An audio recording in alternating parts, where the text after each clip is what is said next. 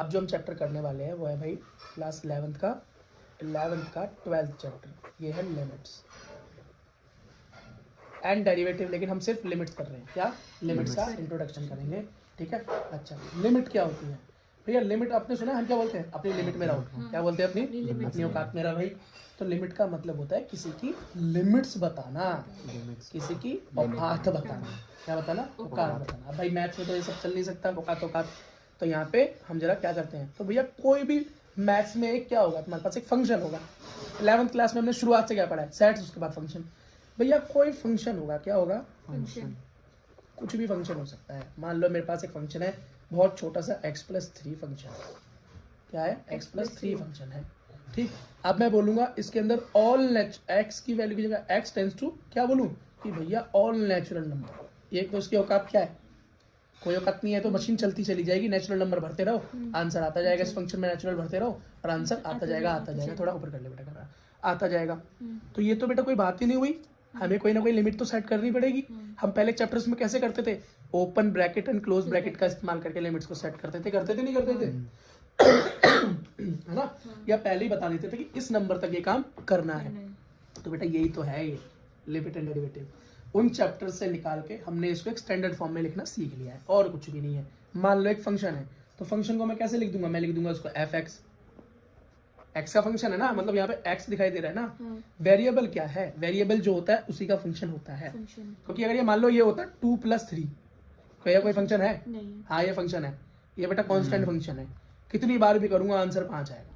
अच्छा। कितनी बार भी परफॉर्म करो इसे 5 ही तो आएगा, कुछ और वैल्यू जा ही नहीं सकती। कांस्टेंट फंक्शन है। ये कैसा है बेटा? वेरिएबल वाला फंक्शन है। कैसा है? इसके अंदर एक वेरिएबल क्या है? x वेरिएबल है। तो ये फंक्शन कौन सा है? फंक्शन है x का। क्या है जी x का? x+3। इसके अगर y होता तो मैं बोलता ये फंक्शन है y का।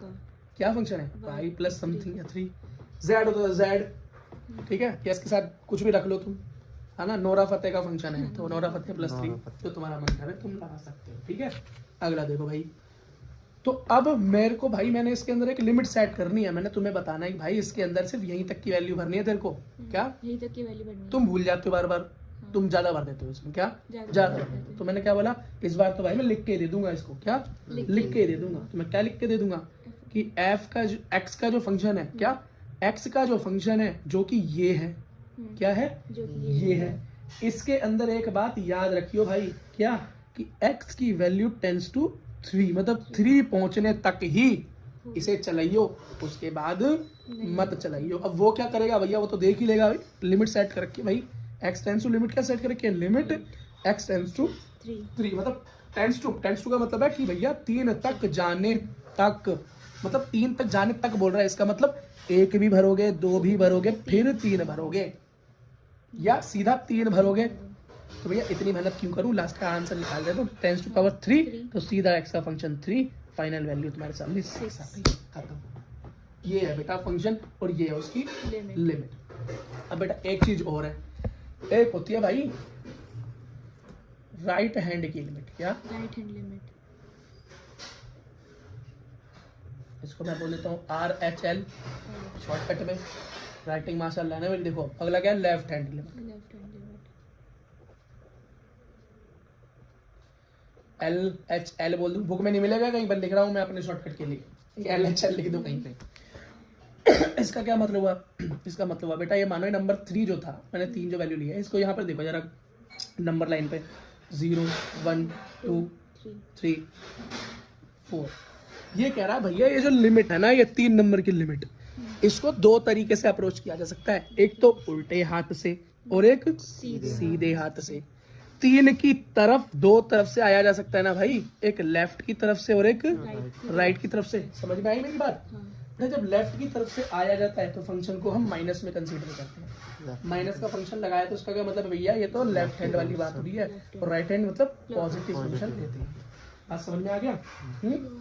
थोड़ा सा देखें एक चीज, देखो बेटा जब मैं राइट हैंड का फंक्शन लूंगा तो 3 तक आने के लिए, क्या 3 तक आने के लिए क्या होगा? देखो सबसे पहले क्या होगा, मान लो 3.1 है, क्या 3.1 पे पहुंचा है, तो कैसे पहुंचेंगे यहाँ पे?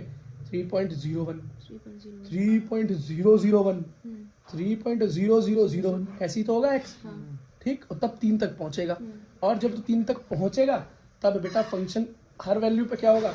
6.001 ये रखने पे, फिर 6.001, फिर 6.01, 6.1 और 6 तक पहुंच जाएगा। मतलब x की वैल्यू जब 3 तक जा रही थी तो फंक्शन की वैल्यू 6 तक जा रही थी, जो मैक्सिमम वैल्यू अभी मैंने पीछे निकाली थी। तो यही राइट हैंड फंक्शन है, लेफ्ट हैंड फंक्शन है, जो कि बेटा हमेशा क्या होंगे, सेम होंगे। इसका मतलब सेम होंगे तो मैं राइट हैंड, अब मैंने कर लिया तो मैं लेफ्ट हैंड से करूंगा तभी भी यही होगा। हाँ बेटा यही होगा।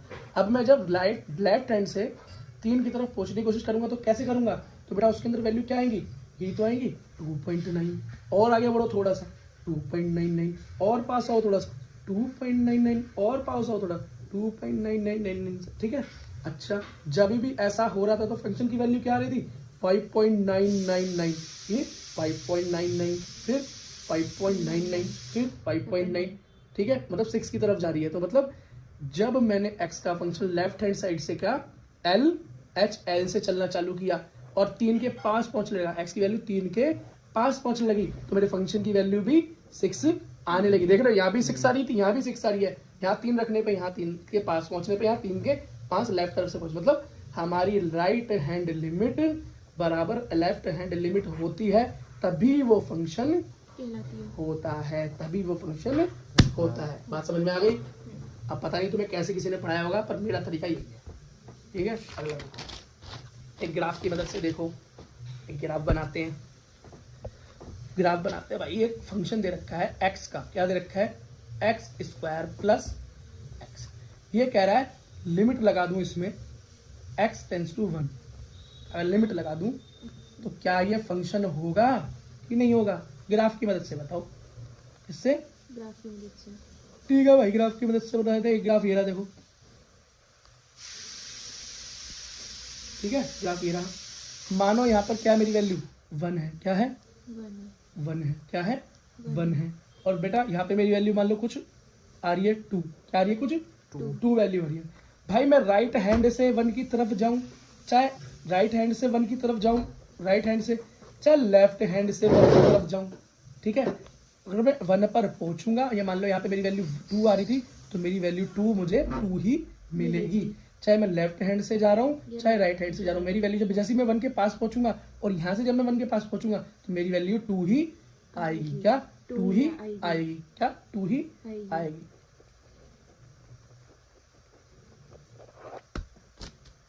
फंक्शन में डाल के देख लिया, बात समझ में आ गई। ओके ठीक है बेटा, आप कुछ जरा ये देख लो कि फंक्शन में प्लस माइनस कैसे होता है, क्या ये फंक्शन जुड़ते और घटते भी है, क्या ये फंक्शन मल्टीप्लाई और डिवाइड भी होते हैं, होते हैं। देखो बेटा, फंक्शन लिमिट कुछ भी हो सकती है, x की लिमिट कुछ भी हो सकती है यहाँ पे। तो फंक्शन जब दो जुड़ते हैं, मान लो एक g फंक्शन है और एक f फंक्शन है, दोनों जुड़ते हैं तो क्या होता है, इसमें भी लिमिट लग जाता है और इसमें भी लिमिट लग जाता है। तो फंक्शन f(x), gx दोनों में लिमिट सेम फिक्स हो गई। इस तरह से सॉल्व करेंगे। अगला, लिमिट पे माइनस होगा तो सेम रूल है, बस यहाँ बीच पे माइनस लग जाएगा, दोनों का अपना अपना लिमिट लग जाएगा। नीचे अगर मल्टीप्लाई हो रहा है तो क्या होगा, कोई बात नहीं जी, मल्टीप्लाई रहेगा और दोनों की लिमिट लग जाएगी। डिवाइड है तो क्या होगा, कोई बात नहीं जी, डिवाइड रहेगा पर दोनों में लिमिट लग जाएगा। समझ गए। ठीक है बेटा, सॉरी। अब जरा क्वेश्चन सॉल्व करते हैं। एक क्वेश्चन करते हैं। एक क्वेश्चन रखा भाई इवैल्यूएट, क्या करो, इवैल्यूएट, ठीक है। देखो पहले एक क्वेश्चन रखा है लिमिट, फंक्शन ये देखा है एफ एक्स का फंक्शन क्या रखा है, x - 2, ये एफ एक्स का फंक्शन दे रखा है ये, और लिमिट दे रखी है 4। तो बेटा सबसे पहला तरीका जो कहलाता है वो कहलाता है डायरेक्ट क्या, सब्स्टिट्यूशन या सब्स्टिट्यूशन। बेटा क्या बोल रहा है, x की वैल्यू को सीधा लगा दो, x की वैल्यू को सीधा लगा दो, यही सब्स्टिट्यूट मेथड है, ये सबसे आसान मेथड है। मान लगा दिया 4 की जगह पे क्या लगा दिया, x की वैल्यू लगा दी, तो मल्टीप्लाई 4 प्लस 3 अपॉन में 4 माइनस का 2, 19/2 मेरा आंसर आ गया। एक बात याद रखना, ये कब परफॉर्म कर सकते हो, ये हर जगह परफॉर्म नहीं कर सकते बेटा। अगर x की वैल्यू इस फंक्शन में लगाने से नीचे डिनोमिनेटर में अगर 0 आ जाए तो हम इसे नहीं लगाएंगे, इसको सब्स्टिट्यूशन को नहीं लगाएंगे, क्या बस 0 नहीं आना चाहिए। अगर 0 के अलावा कुछ भी आए तो सब्स्टिट्यूशन लगा के सॉल्व कर देते हैं। अब क्या होगा भैया, अगर 0 नहीं आता, मतलब 0 आ जाए तो क्या करें, तो बेटा एक फंक्शन ये भी देख लो, एक फंक्शन दे रखा है 3x² - x - 10 bye x² - 4। Limit क्या दे रखी है, x टेंस टू 2, 2 पर पहुंच रहा है। अगर मैं इसमें सीधा सब्स्टिट्यूट कर दूं तो चेक करो, 2 का स्क्वायर 4, 4 माइनस 4 मतलब 0 हो जाएगा। ये सॉल्व नहीं किया जा सकता, नीचे 0 आ रहा है तो सॉल्व नहीं किया जा सकता। तो भाई क्या करूं, कुछ भी मत करो भाई, इसको हम तोड़कर किसी और तरीके से सॉल्व करने की कोशिश करते हैं। तो इसका क्या तरीका है, इसको बोलते हैं बेटा फैक्टराइजेशन। क्या 10th क्लास में वापस जाओ, क्या 10th क्लास में वापस जाओगा मतलब है दोबारा याद करो, यूं नहीं करना स्कूल छोड़ के 10th में एडमिशन ले लो, ठीक है। तो क्या करेंगे, इसको बेटा स्प्लिट कर सकते हैं। कैसे कर सकते हैं कि कॉमन लिया जा सके, तो इसको मैंने स्प्लिट किया है 6x प्लस 5x माइनस 10। इसको मैं क्या लिख सकता हूँ, जो नीचे है बेटा, इसे मैं क्या लिख सकता हूँ, x plus 4 x plus 2 x minus 2। हाँ very good. a plus B और a माइनस बी का फॉर्मूला लगा सकते हैं, क्योंकि क्या है 2 का स्क्वायर ही तो है एक्चुअली में। तो a square minus b square मतलब a प्लस बी और a माइनस बी। जिस बच्चों को समझ नहीं आया फिर बताता हूँ, 4 का मतलब होता है 2 का स्क्वायर, तो इसका मतलब मैं लिख सकता हूँ एक्स स्क्वायर प्लस 2 का स्क्वायर। तो ये a square plus B square का फॉर्मूला था a plus B minus B, उस हिसाब से ये बना दिया है, ठीक। ये स्प्लिट कर दिया। अब ऊपर थोड़ा सा कॉमन वॉमन ले लें, क्या ले लें, तो ऊपर 3x कॉमन लिया जा सकता है। 3x कॉमन लेने पे x माइनस 2 प्लस 5 कॉमन लेने पे x माइनस 2 अपॉन में क्या हुआ x प्लस 2 x माइनस 2। ऊपर क्या बना 3x प्लस में 5 x minus 2 x plus 2 x minus 2, दोनों आपस में कैंसिल आउट हो गए। क्या हो गए भैया, कैंसिल आउट हो गए। तो मेरे पास अब क्या आया नया form, function of x equals to 3x plus में 5x प्लस 2 और लिमिट x टेंड्स टू 2। अब भैया चेक कर लूं क्या सब्स्टिट्यूशन काम कर सकता है। अगर मैं यहाँ 2 रख दूं 2 प्लस 2 4 चल जाएगा भाई। सब्स्टिट्यूशन कर दो, क्या कर दो, सब्स्टिट्यूशन कर दो। मतलब इसने क्या किया, फैक्टराइजेशन से इसको इस फॉर्म में लिया जहाँ पे सब्स्टिट्यूशन काम कर जाए। तो भाई जहां पर x है वहां पर 2,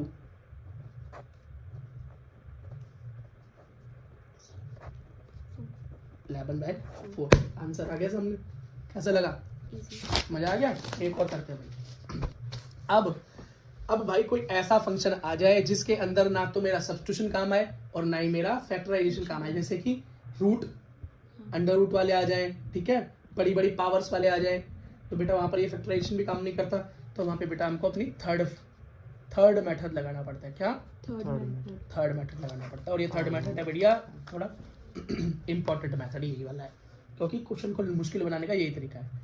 तो कोई फंक्शन हो जिसमें लिमिट का x टेंड्स टू a, कुछ भी हो सकती है, तो बेटा यहाँ पर ये स्टैंडर्ड फॉर्म होगी x to the power n a to the power n x minus a किसके बराबर होगा, तो ये इसके बराबर होगा n a to the power n minus 1। मतलब किसी भी फंक्शन को आप पहले इस फॉर्म में ले आना, जैसे आप उसे इस फॉर्म में ले आओगे तो उसका आंसर इस तरीके से निकल सकता है।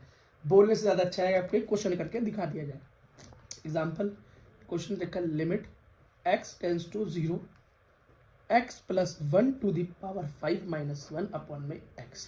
भाई इस तरह का क्वेश्चन है तो कैसे सॉल्व करोगे, कैसे सॉल्व करोगे। यहाँ पर भैया थोड़ी दिक्कत है। क्या है, थोड़ी दिक्कत है। तो हम क्या करेंगे बेटा, कुछ दिमाग लगाएंगे। Let y is equals to x plus 1। क्या मैं इसको y बराबर मान लूं, क्या मान लूं, y के बराबर मान लूं, तो मेरा क्या हो जाएगा, इसको इधर से सॉल्व करते हैं, हो जाएगा y स्क्वायर, y का 5 माइनस 1 अपॉन में x क्या हो जाएगा बेटा, यहीं से x की वैल्यू निकालो, यहीं से x, तो x की वैल्यू हो जाएगी y माइनस 1, तो नीचे क्या आ गया y माइनस 1। अब एक चीज और याद रखना, जब सब कुछ चेंज हो ही चुका है, क्या सब कुछ चेंज हो ही चुका है, और x की जगह पे बेटा अगर मैं यहाँ पे 0 पुट कर दूं, x की जगह पे लिमिट में 0 पुट कर दूं, चेक करना होता है, तो y बराबर क्या आता है 1। तो हमारी नई लिमिट क्या हो गई, ये चेंज करने होते हैं बेटा, ये स्टेप है। तो हमारी लिमिट हो गई y टेंड्स टू 1, यहाँ पे सारा y का फंक्शन आ गया ना। तो ये तो दिमाग वाली बात है कि भैया x का फंक्शन ऑफ x यहाँ काम करेगा ही क्या, लिमिट ऑफ जो दे रखी है y x की लिमिट का करूंगा क्या y के फंक्शन में, इसलिए मुझे y की वैल्यू चाहिए। तो इसलिए मैंने y की वैल्यू कैसे निकाली, x की वैल्यू डाल के। यहाँ क्या हो गया y5 माइनस 1 y माइनस 1। ठीक है भाई, बन गया स्टैंडर्ड फॉर्म। स्टैंडर्ड फॉर्म क्या है, जरा मैच करो, ये देखो इस फॉर्म से मैच हो गया ना। x to the power n a to the power n मतलब कुछ भी नहीं है तो पावर 1 की बनी है x माइनस a। ठीक है, तो इसका फॉर्मूला क्या होगा n a to the power n minus 1। इसका मतलब n क्या है मेरे पास 5, पावर क्या है 5 है ना, और a मेरे पास क्या है 1, ये क्या है 1, तो लगा दो, ये हो गया मेरा 5 मल्टीप्लाई 1 टू दी पावर 5 मतलब 5। बस बेटा यही था इंट्रोडक्शन लिमिट्स का। अब यहाँ देखो लिमिट्स में जो कुछ लास्ट पार्ट बचा वो क्या है, पहला बेटा इसमें कुछ थ्योरम है, क्या है थ्योरम पहली, क्या फर्स्ट। मान लो कोई फंक्शन है एफ एक्स, दूसरा फंक्शन है जी एक्स, दोनों रियल फंक्शन है। मान लो ए कोई रियल नंबर है, क्या है, रियल नंबर, कोई दिक्कत नहीं।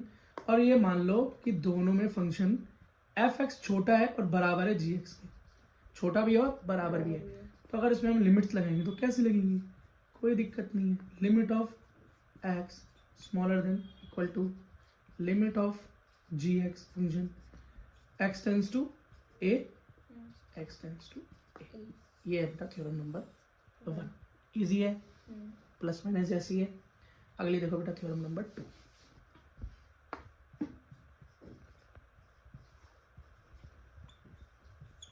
या थ्योरम नंबर 2 वही, अगर एक एफ एक्स है और एक फंक्शन रियल फंक्शंस है, ठीक, और इसके अंदर क्या है कि एक फंक्शन हो रहा है एच एक्स, 3 फंक्शंस के बीच में, इसको बेटा सैंडविच थ्योरी भी बोलते हैं। क्या, सैंडविच थ्योरी, सैंडविच थ्योरी, ठीक है। क्यों बोलते हैं, इसको इतना याद करने की जरूरत नहीं है क्यों बोलते हैं।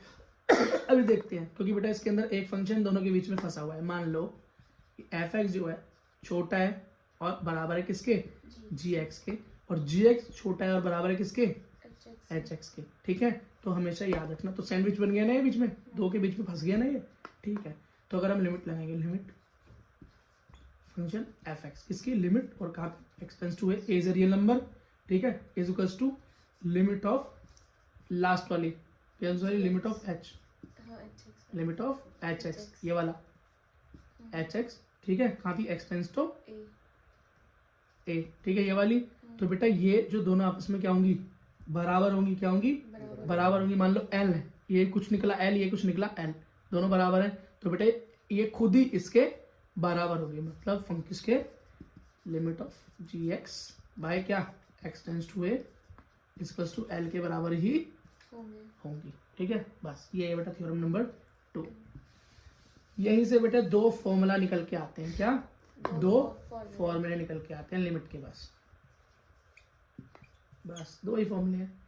पहला फॉर्मूला देखो, limit x tends to 0 sine X by X. अगर साइन एक्स, एक्स इस तरह का फंक्शन है ना कि साइन के साथ क्या है, 2 वेरिएबल सेम ऊपर नीचे, तो बेटा इसकी कुछ सॉल्व करने की जरूरत नहीं है, आंसर क्या लगा देना, सॉरी 1 लगा देना, ठीक है बेटा। क्वेश्चन नंबर 2 कैसा हो कि limit x tends to 0 1 minus cos X by X. आपको कहीं ऐसा नजर आ जाए तो बेटा उसको हमेशा 0 के इक्वल कर देना। बस बेटा ये 2 फॉर्मूले ही हैं, ये दोनों कंडीशन तुम्हें कहाँ नजर आ जाए तुम्हें यही करना है। और ये कंडीशन कहीं कहीं तो नजर आती है और कहीं कहीं पर हमें बनानी पड़ती है, कहीं कहीं पर हमें बनानी पड़ती है। कैसे, जैसे हम बेटा ट्रिग्नोमेट्री में बनाया करते थे, और कोई दिक्कत नहीं है, ठीक है भाई। एक एग्जाम्पल सॉल्व करके देख लेते हैं, ठीक है। क्या है एग्जाम्पल रखा है, limit x tends to 0 sine a x by b x दे रखा है। अब मुझे पता है भाई लिमिट का फॉर्मूला क्या था, यहाँ लिखूं तो ये था मेरा sine limit x tends to A upon में 0 अपॉन में X, sine X by X होगा तो 1 हो जाएगा। कुछ इसे ऐसा बनाने की कोशिश करें तो हो सकता है, तो हम क्या कर सकते हैं, ये ए एक्स की जगह एक्स लाना पड़ेगा, ये हटाना पड़ेगा। तो मैंने क्या किया, divide by and multiply by A x A divide A x I multiply, ठीक है बेटा। अच्छा देखो अब, और तुम्हें कुछ ज्यादा कुछ नहीं करना है बेटा, अगर इस क्वेश्चन ठीक से करना है ना तो ज्यादा दिमाग लगाने की कोशिश नहीं, कहीं जाने की जरूरत नहीं, सिर्फ एग्जाम्पल्स भी सॉल्व कर लोगे तो अच्छा कर जाओगे, ठीक है। इसके अंदर कर लेते हैं, तो क्या हो जाएगा, limit x tends to 0 sine, ऊपर भी ए एक्स हो जाएगा मल्टीप्लाई करने पे, नीचे भी ए एक्स हो जाएगा, और ऊपर था क्या एक्चुअली में ए एक्स, और नीचे क्या बी एक्स था, ये हो जाएगा।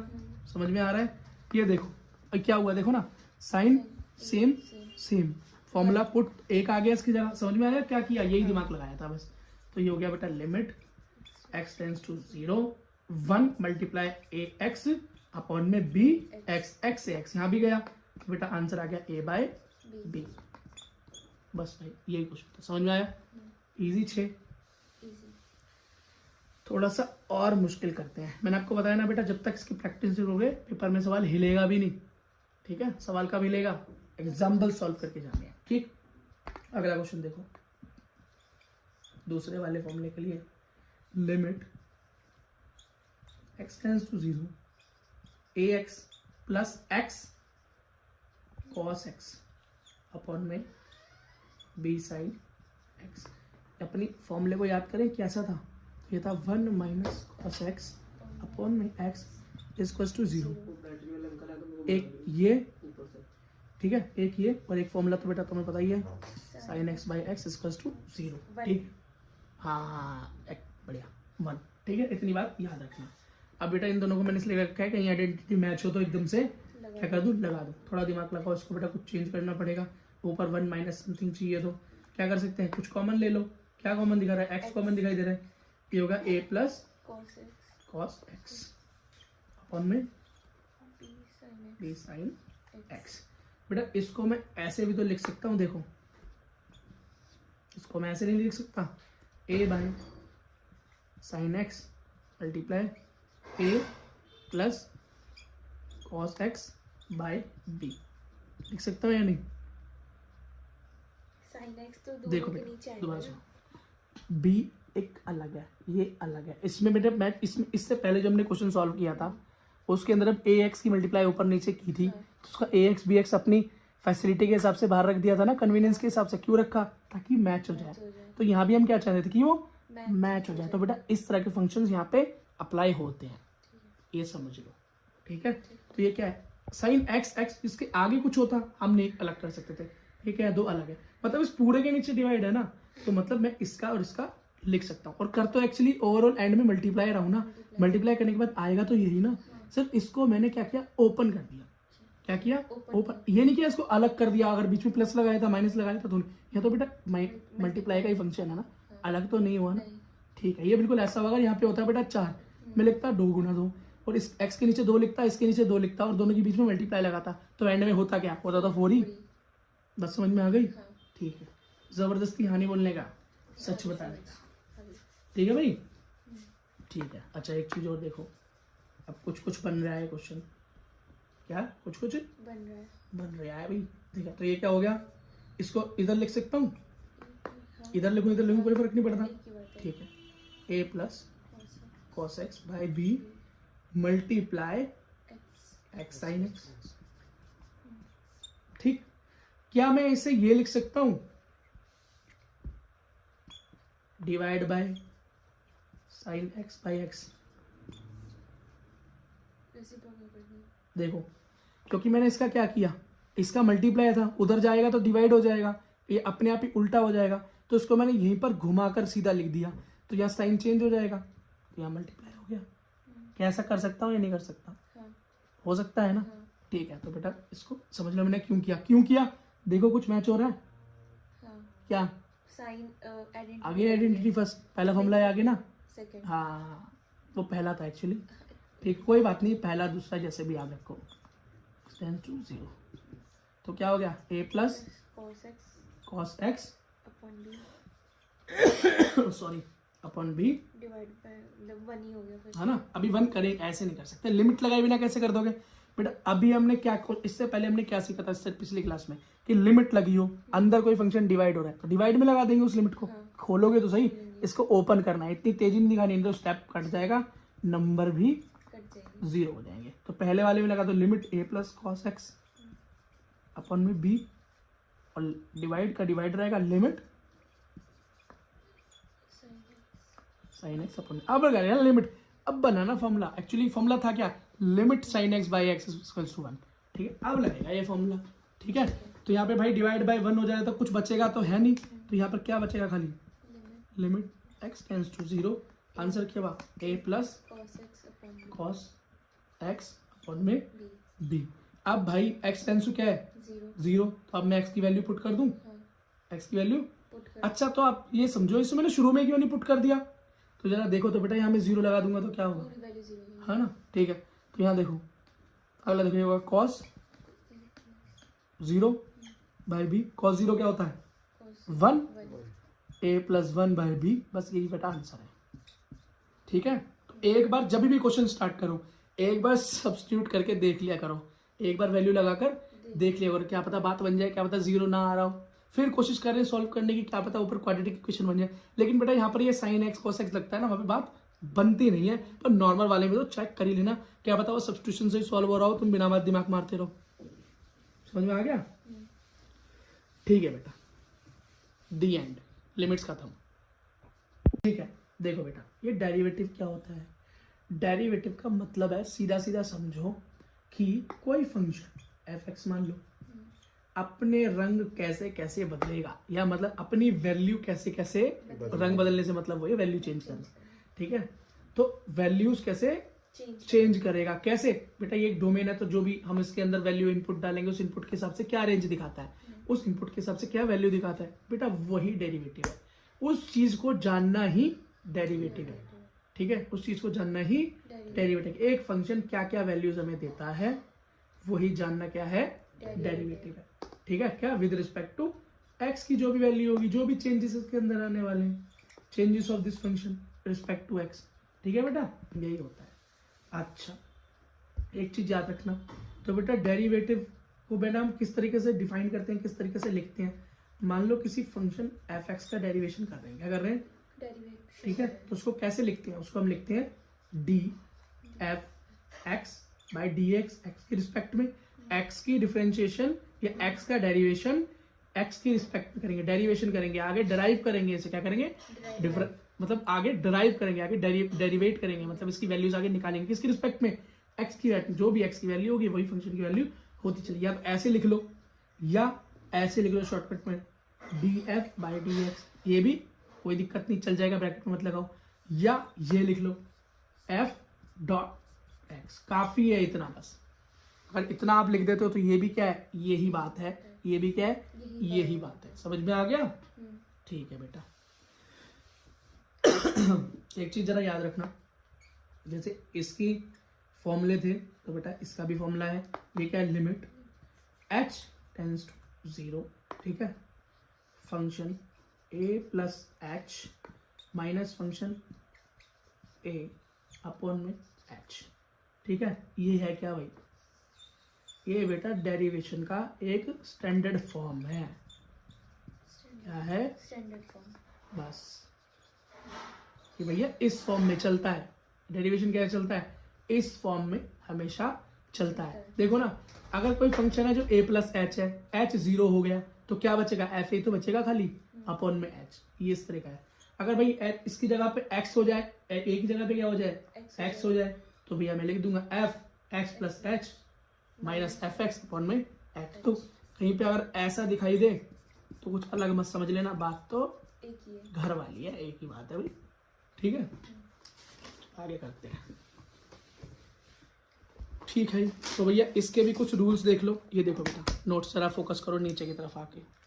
जैसे हमने लिमिट्स के रूल देखे थे ना कि प्लस करते हैं दोनों में लिमिट लग जाती है, तो बेटा इसके भी कुछ फॉर्मूले ऐसे ही हैं। देखो, अगर डी वाई डी एक्स मतलब डिफरेंशिएशन हो रहा है किसका? ऐसे फंक्शंस का जो दोनों आपस में जुड़ रहे हैं, एक फंक्शन है कि जी दोनों जुड़े, तो प्लस में क्या हुआ? पहले वाले के साथ भी और दूसरे वाले के साथ भी क्या हुआ? दोनों का अलग अलग डेरिवेशन हो गया, दोनों का अलग अलग डेरिवेशन हो गया। अगला देखो, माइनस हो रहा है तो सेम साइन में बस माइनस लगाना है, दोनों का अलग अलग हो गया। थर्ड देखो, मल्टीप्लीकेशन, क्या? मल्टीप्लीकेशन, गुणा।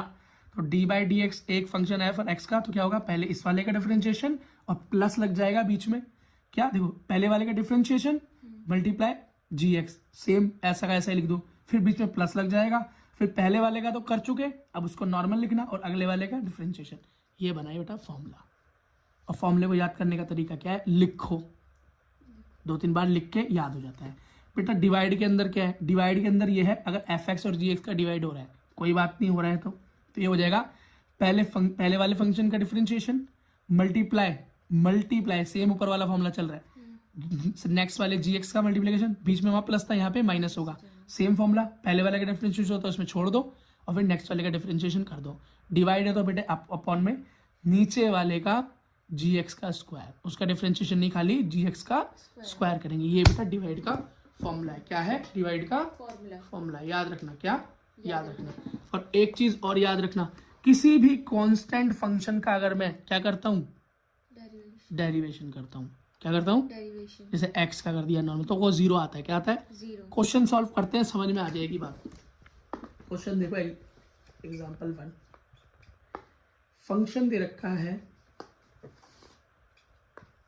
2x minus 3 4। अब इसमें कुछ रूल्स बताऊंगा, ध्यान रखना, डिफरेंशिएशन में करना है, मतलब क्या करना है, f डॉट x करना है।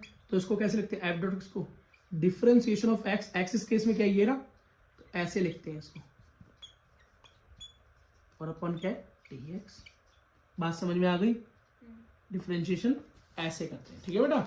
अब अंदर अगर माइनस में है तो क्या है, माइनस वाला रूल कैसे रहा, पहले इसका फिर इसका साइन वैसा का वैसे ही रहेगा, तो क्या D by D X of 2x फिर minus D by D X of 3/4।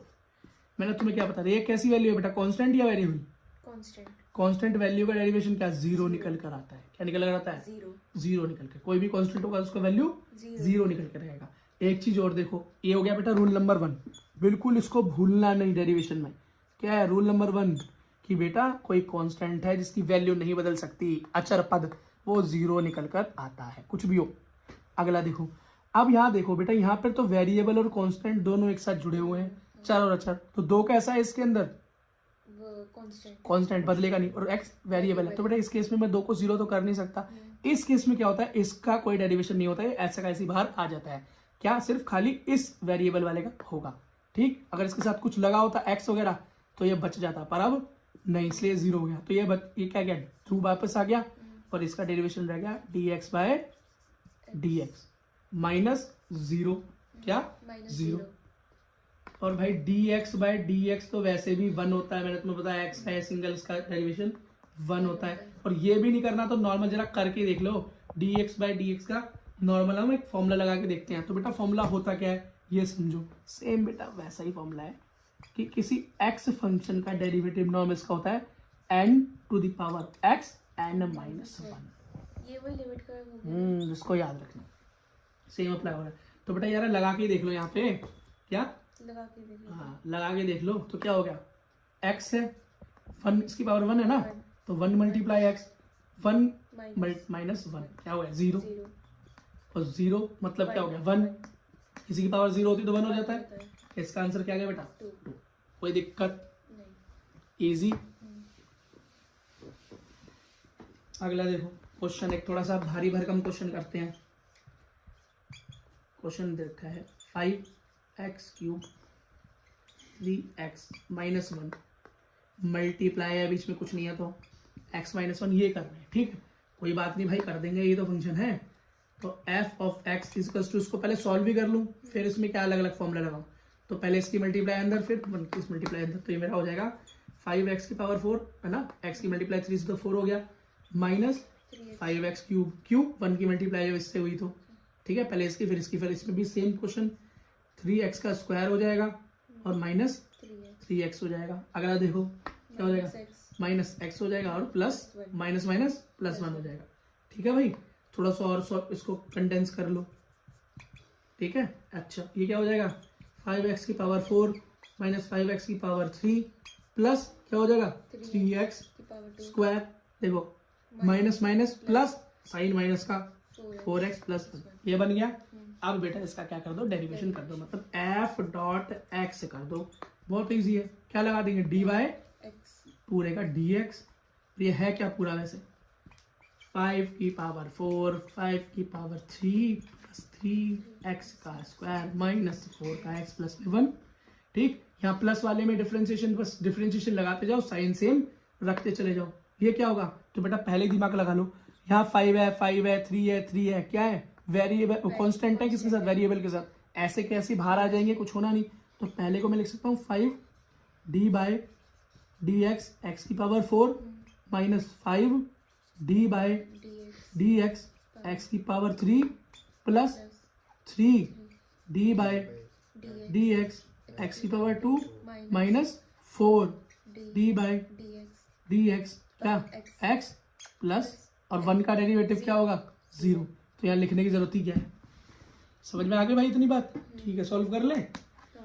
तो ये हो गया 5, अब क्या हो गया x मतलब 4 multiply X to the power 4 minus 1।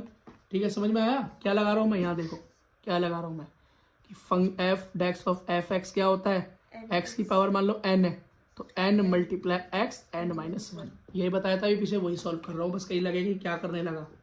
ठीक है, minus 5 multiply 3 multiply X to the power 3 minus 1 plus 3 multiply X 2 multiply X to the power 2 minus 1 minus 4 multiply 1 multiply X to the power minus 1 by 1 1 minus 1। ठीक है भाई, समझ में आ गया? अच्छा, अब ये क्या होगा? ठीक है बेटा, देखो क्या होगा। तो 5 मल्टीप्लाई 4x की power 3 minus 5 multiply 3x to the power 2 plus 3 multiply 2x, मतलब 2x x ही रह गया ना, 2 माइनस 1 तो माइनस 4 रह जाएगा खाली। क्यों? ये सारा बेटा 1 हो जाएगा। ठीक है, x to the power 1 minus 1 मतलब x की पावर 0 तो मतलब 1 मल्टीप्लाई 1 1 और 4 मल्टीप्लाई 1 4। ठीक है बेटा, ये आ गया। अब इसको और जरा नॉर्मल फॉर्म में लिख लो, सारे कांस्टेंट नंबरों को एक साथ और सेम पावर वालों को एक साथ रखूं तो हो जाएगा बेटा 20 एक्स की क्यूब माइनस 15 एक्स का स्क्वायर, यहाँ पे माइनस प्लस 6 प्लस का 6 और माइनस का 4 प्लस बेटा 6x आएगा ना, x। हाँ x 6x। ठीक है, और बेटा ये क्या है हमारा f डॉट x, ये आ गया, यही बेटा मेरा क्या है आंसर है। ठीक, अच्छा अब बेटा कुछ और चीजें याद कर लो थोड़ा, बस अब अंत की तरफ है हम, डेरिवेटिव्स के कहाँ है, अंत की तरफ है। देखो बेटा, अगर डेरिवेशन में साइन कॉस मतलब हमारे ट्रिग्नोमेट्रिक फंक्शन आ जाए तो क्या होता है? बहुत इजी है, बहुत इजी है बेटा, बस याद करना है।